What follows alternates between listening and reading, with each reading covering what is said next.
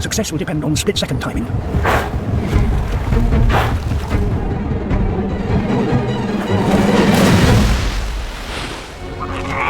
So that is today's first lesson. The Orca students might be eager to get started, but no one is quite sure what to do. Not close enough.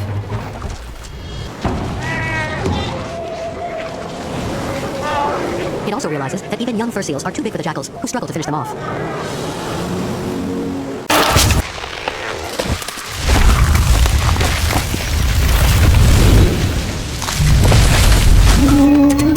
There are always eyes watching.